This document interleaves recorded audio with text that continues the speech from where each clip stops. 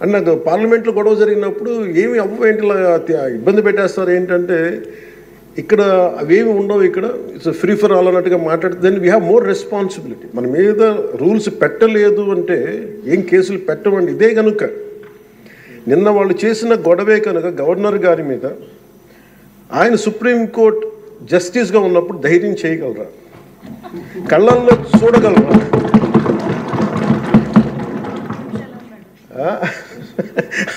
నాకు అదే అనిపించింది.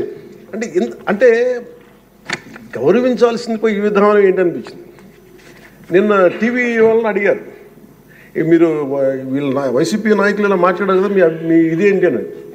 YCP synonym for ruckus. అంటే గొడవకు కానీ బూతులు కానీ వాళ్ళు పర్యాయ పదం అయిపోయారు. అంటే నిన్న చూసిన గొడవ జరిగిన తర్వాత నాకు నిజంగా అనిపించింది, గౌరవ ముఖ్యమంత్రి గారు అన్ని సంవత్సరాలు వాళ్ళు ఎలాగా వాళ్ళని తట్టుకొని నిలబడ్డారో ఆయనకి హ్యాట్స్ ఆఫ్ తెలియజేస్తాడు. అది ఎంత గట్స్ ఉండాలి, ఎంత దమ్ము ఉండాలి, ఎంత ధైర్యం ఉండాలి. అలాగే నాకు నిన్న గొడవలు జరుగుతుంటే నాకు అనిపించింది, నాకు ఇవే గుర్తొచ్చినాయి అధ్యక్ష. వాళ్ళు ఎప్పుడైతే పేపర్లు విసిరేసి అక్కడ దాకా వచ్చారో నాకు గుర్తొచ్చింది వివేకానంద రెడ్డి గారి హత్య గుర్తొచ్చింది. అంటే వాళ్ళ విధ్వంస విధానం చూశాను. అలాగే ప్రజావేదికని కూల్చిన విధానాన్ని గుర్తొచ్చింది అధ్యక్ష. 200 పైచిలకు ఆలయాలని విధ్వంసం గుర్తొచ్చింది అధ్యక్ష.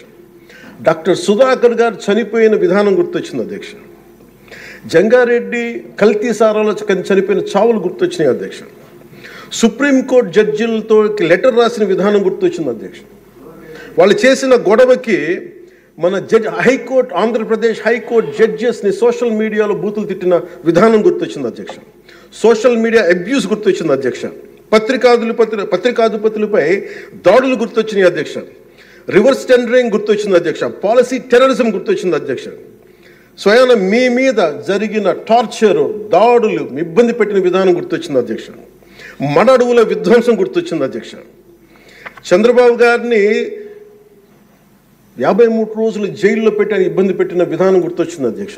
అమరావతి రైతుల్ని దారుణంగా రక్తాలు వచ్చేలా కొట్టి కేసులు పెట్టింది గుర్తొచ్చింది అధ్యక్ష.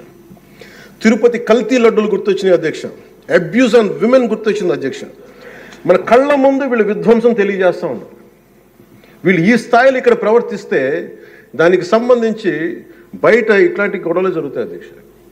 ఇది మారాలి అని చెప్పి మనం మాట్లాడితే ప్రజలు మనకి ఈ రోజున ఇంత అత్యధిక బలంతో మనల్ని ఇక్కడ నుంచోబెట్టారు అధ్యక్ష, ఇక్కడ కూర్చోబెట్టారు మనందరినీ. హిజ్ ఎక్సలెన్సీ అబ్దుల్ నజీర్ గారికి రాష్ట్ర ప్రభుత్వ అధిపతిగా గవర్నర్ హోదాలో శాసనసభను ఉద్దేశించి రాష్ట్ర అభివృద్ధి భవిష్యత్ నమూనాను దిశానిర్దేశం చేసినందుకు వారికి నా హృదయపూర్వక కృతజ్ఞతలు.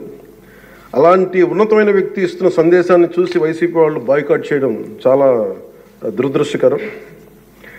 ఇలాంటి ఆయన చూస్తూ ఉన్నాను అధ్యక్ష. ఇట్లాంటి ఇబ్బంది పెట్టే సమయంలో కూడా ఆయనకు ఆరోగ్యం కూడా సరిగ్గా లేదు, జ్వరం వచ్చిన సమయంలో కూడా ఆయన ఎంత ఇబ్బంది పెడుతుంటే ఆయన చాలా సక్సెస్ఫుల్గా ఆయనకి ఇచ్చినందుకు మనస్ఫూర్తిగా వారికి నా ధన్యవాదాలు, నా కృతజ్ఞతలు తెలియజేస్తాను. చట్టసభలు, దేవాలయాలు లాంటివి రాజ్యాంగాన్ని పరిరక్షించేందుకు 5 కోట్ల ఆంధ్రప్రదేశ్ రాష్ట్ర ప్రజల భవిష్యత్తుని నిర్ణయించే వేదిక ఇది. అలాంటి సభను హుందాగా నడిపించాలని కూటమి ప్రభుత్వం అధికారులకు వచ్చిన రోజు నుంచి తరచుగా చెప్తూ గౌరవ ముఖ్యమంత్రి గారు పదే మా అందరికీ దిశానిర్దేశం చేస్తూ ఉంటారు.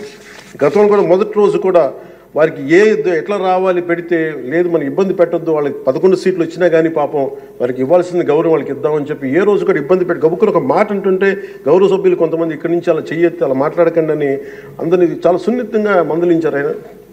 ఇట్లాంటి ఉన్నప్పుడు వాళ్ళు ప్రవర్తించే విధానం చాలా బాధ అనిపించింది. మేమందరం 164 మంది సభ్యులు చాలా బాధ్యతగా వ్యవహరిస్తున్నాం అధ్యక్ష. భవిష్యత్తులో కూడా రాజ్యాంగ పరిరక్షణ, రాష్ట్ర ప్రజల సంక్షేమం, రాష్ట్ర సమగ్ర అభివృద్ధి ధ్యేయంగా వ్యవహరిస్తామని సందర్భంగా గవర్నర్ గారికి శాసనసభ వేదికగా తెలియజేస్తాం.